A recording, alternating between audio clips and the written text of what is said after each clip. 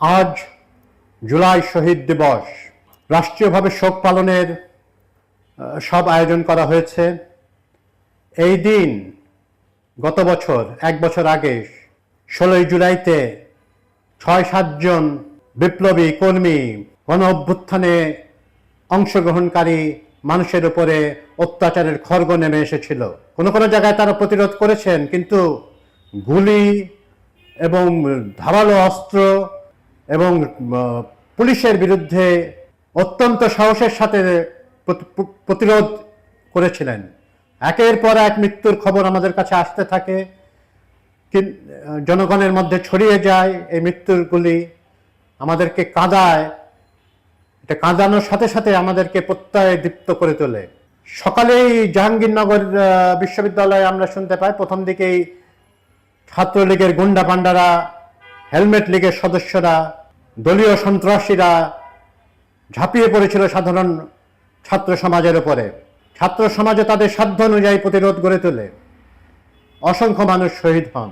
চট্টগ্রামে ওয়াসিম আকরাম, ওমর গনি কলেজের ফয়সাল আহমেদ এবং একজন ফার্নিচার দোকানের কর্মচারী মোহাম্মদ ফারুক নিহত হন। তাদের ভিতরে ওয়াসিম আকরাম, যিনি ঢাকা কলেজে জাতীয়তাবাদী ছাত্রদলের সক্রিয় সদস্য ছিলেন, ওনাকে ছুরিকাঘাত করে হত্যা করে এই বর্বর ছাত্রলীগ বা যুবলীগের হেলমেট বাহিনীর সদস্যরা। অন্য দুজন গুলিবিদ্ধ হয়ে মারা যান। ঢাকা শহরেও নিহত হন। ঢাকা শহরে 6-7 ঘন্টা ধরে ছাত্র জনতার সাথে পুলিশ এবং মূলত ছাত্রলীগ ও যুবলীগের সদস্যদের রক্তক্ষয়ী সংঘর্ষ চলতে থাকে। তাদের উপরে হামলার উপর হামলা নেমে আসে। মোহাম্মদ সালাহীন, সবুজ আলী, ওনারা প্রাণ দেন আজকের এই দিনে। আমরা এবং অবশ্যই সেই মর্মান্তিক বিয়োগান্তক ঘটনার নায়ক আবু সাঈদ রংপুরে শহীদ হন। তিনি রংপুরের রোকেয়া বিশ্ববিদ্যালয়ের ইংরেজি বিভাগের শিক্ষার্থী ছিলেন। উনি প্রথম থেকে আন্দোলনে জড়িত ছিলেন, সক্রিয়ভাবে অংশগ্রহণ করেছিলেন এবং শাহাদাতের তামান্না নিয়েই অংশগ্রহণ করেছিলেন উনি। মহান আল্লাহ তাআলা তার আবেদন কবুল করে তাকে শহীদের দরওয়াজা প্রদান করেন। প্রত্যেকটা মৃত্যু আমাদেরকে প্রবলভাবে দুঃখ যেমন দেয়, আবার আমরা মনে করি আমরা এদেশে কিছু সূর্য সন্তানদের জন্ম দিয়েছে, আমাদের মায়েরা জন্ম দিয়েছেন কিছু অসাধারণ সাহসী তরুণ, যারা দেশ মাতৃকার আরেক মাতা, দেশ মাতৃকার জন্য প্রাণ বলিদান করতে কোনো রকম দ্বিধাবোধ করেননি। একটি গান আছে না, এই গানটা আমরা প্রায় শুনতাম আন্দোলন 36 জুলাই 1 থেকে 36 তারিখ পর্যন্ত। মুক্তির মন্দির ও সোপানতলে কত প্রাণ হলো বলিদান। 16 আগস্টে সরাসরি একের পর এক আন্দোলনকারীর মৃত্যু, হত্যাযজ্ঞের শুরুয়াতটা হয় এই 16 আগস্টে প্রকৃত অর্থে। এবং এই হত্যাকাণ্ড যজ্ঞের পরে ফিরে আসার আর কোনো পথ থাকে না। দেয়ালে পিঠ থেকে গেলে মানুষ শুধু এগিয়েই যেতে পারে। মানুষ ধ্বংস হতে পারে কিন্তু পরাজিত হয় না, এরকম আর্নেস্ট হেমিংওয়ে বলেছিলেন। A man can be destroyed but not defeated. তো আমাদের একের পর এক নিহত হচ্ছেন, কিন্তু তাদের সাথীরা তার জায়গা নিয়ে আসছে। পরবর্তীতে একটি ভিডিওতে আমরা দেখতে পাই যে এক পুলিশ কর্মকর্তা, তার বস স্বরাষ্ট্রমন্ত্রী আসাদুজ্জামান কামাল, আরেক নিষ্ঠুর এবং খলনায়ক এই আন্দোলনের, তাকে বলছে যে একটা গুলি করলে একটাই মরে, একটাই আহত হয়, বাকিটা তো যায় না। কি পোটেন্ট একটি বার্তা এর ভেতরে, যে মানুষ মরছে, তারা জানে, তারা বুঝে গেছে, তারা শহীদ হওয়ার ভিতরে সম্মান, এবং তারা একের পর এক আঘাত হানতে প্রস্তুত, পাল্টা আঘাত হানতে তারা প্রস্তুত হয়ে যায়। 16 আগস্টের পর থেকে তারা বুঝে নেয় যে এরকম পরে পরে মার খাওয়ার কতদিন। তাদের কাছে অস্ত্র ছিল না, আগ্নেয়াস্ত্র তো ছিলই না, লাঠি ছিল, ইট পাটকেল ছিল, আন্দোলনে সেই ব্রিটিশ আমল থেকে আমাদের চিরাচরিত যে অস্ত্র সেই সব নিয়েই ওনারা মুখোমুখি অবস্থান নেন এবং একটা পর্যায়ে পুলিশের গুলিও ফিরিয়ে যায়। এভাবে নির্বিচারে গুলি বর্ষণ তারা করে, এদের গুলি ফুরিয়ে যায় এবং যুবলীগ ছাত্রলীগ এদেরও গুলি ফুরিয়ে আসে। আবু সাইদ একটি আইকনিক ফিগার এই বিপ্লবের। 69-এ যে আসাদের কথা শুনেছি, 90 আমরা আমাদের চোখের সামনে দেখেছি ডক্টর মিলন নিহত হতে। তাদের সাথে কোনো তুলনায় যাচ্ছি না, কিন্তু একটা লোক বুক চিতিয়ে দুই হাত দুই পাশে নিয়ে, একটি হাতে একটি লাঠি ছিল, এটা নিয়ে উনি পুলিশকে আঘাত করছিলেন না, পুলিশের সাথে তার বেশ ডিস্টেন্স ছিল। এক পুলিশ সদস্য নিশ্চয়ই উপর মহলের নির্দেশ পেয়ে তার উপর গুলি করেন। প্রথম গুলিটার পরে আবু সাইদের মুখে আমি দেখি বিস্ময় যে আমাকে গুলি করলো। তারপরে একটা শিয়ার ডিফেন্স, বেপরোয়া একটা ভাব, ঠিক আছে গুলি করেছিস আরো কর, আমি তো দাঁড়ায় তো আসছি। এটা যৌবনের দীপ্ত অহংকারে উনি দাঁড়িয়ে থাকেন এবং পুলিশ সদস্য একটির পর একটি গুলি করে যায়। এক পর্যায়ে উনি ঢলে পড়েন। দাঁড়িয়ে থেকেছিলেন যতক্ষণ, রক্তাক্ত অবস্থায় দাঁড়িয়ে ছিলেন যতক্ষণ পর্যন্ত ওনার শক্তি ছিল। তারপর উনি শাহাদাত বরণ করেন। এই মৃত্যু নিয়ে আওয়ামী লীগ কম জল ঘোলা করে নাই।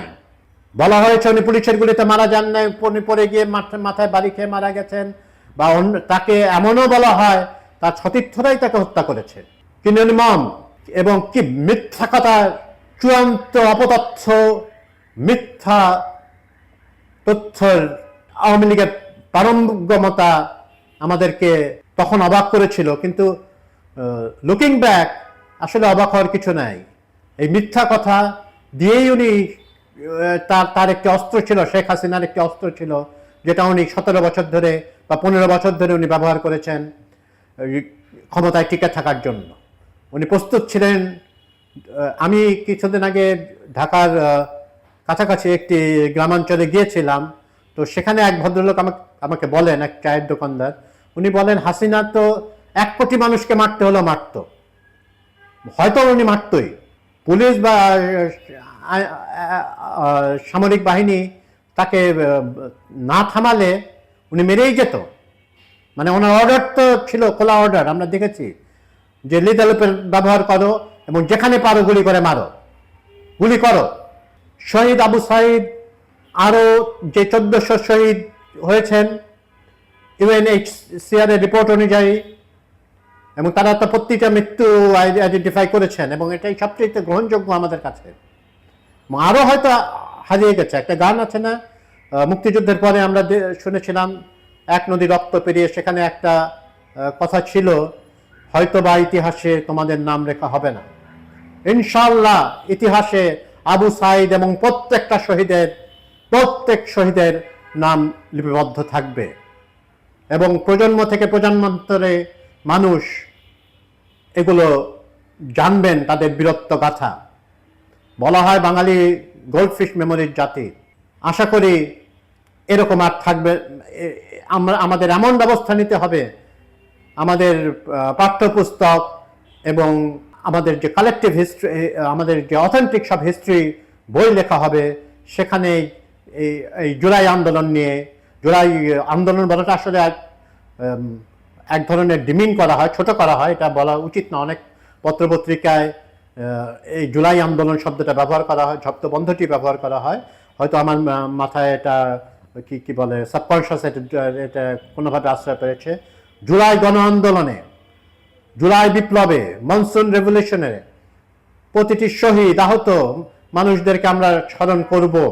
সীমাহীন অত্যাচার হয়েছে আমাদের উপরে। ওদের একটা দোষ কি ছিল, তারা 30% চাকরির কোটা ছিল এর উপরে মুক্তিযোদ্ধার সন্তান নাতিপুতিদের জন্য। এটা পৃথিবীর কোথাও আছে কিনা আমি জানি না। তো মুক্তিযোদ্ধাদের প্রতি সম্মান দেখানোর অনেক রাস্তা আছে এবং মুক্তিযোদ্ধারা তাদের নাতিপুতিরা চাকরি পাবেন এজন্য মুক্তিযুদ্ধ করেননি বলেই আমার বিশ্বাস। এবং ওনারা ভাতা পাবেন এজন্য তারা করেননি, মানে ওনার নাতিপুতিরাও ভাতা পাবে এজন্য ওনার মুক্তিযুদ্ধ করেননি। রাষ্ট্র হিসেবে রাষ্ট্রের দায়িত্ব আছে, মুক্তিযোদ্ধার যদি কোনো দুস্থ সন্তান থাকেন দুস্থ ইভেন নাতি থাকেন, তাদেরকে দেখভাল করার দায়িত্ব রাষ্ট্রের। কিন্তু মুক্তিযুদ্ধে সবাই তো দুস্থ নন। আর কোটায় মেধাভিত্তিকই হবে। কিছু মানুষ যাদেরকে একটু একটু পজিটিভ ডিসক্রিমিনেশন যেটা বলা হয়, সেরকম ক্ষেত্র ছাড়া নারী সমাজ, যারা যারা আপনার প্রতিবন্ধিতার শিকার, তাদের জন্য কিছু অংশ রাখতে পারে। যারা যেসব নৃগোষ্ঠী, আমাদের আদিবাসী সম্প্রদায়ের যেসব মানুষ আছেন বা যাদেরকে ক্ষুদ্র জাতি নৃগোষ্ঠী বলা হয়, ওনাদের জন্য কিছু কোটা থাকতেই পারে। কিন্তু 30% মুক্তিযোদ্ধাদের নাতিপুতি বলে আপনি তো মুক্তিযুদ্ধকেই প্রশ্নবিদ্ধ করছেন। মুক্তিযোদ্ধাদের একটা লোভী হিসেবে চিহ্নিত করেছিল শেখ হাসিনা। তার কাছে মুক্তিযুদ্ধের চেতনাটা নামেই ছিল, উনি চেতনা ব্যবসা করেছিলেন। ফিরে আসে আবু সাইদের কথায়। আবু সাইদ, ওয়াসিম আকরাম, মোহাম্মদ ফারুক,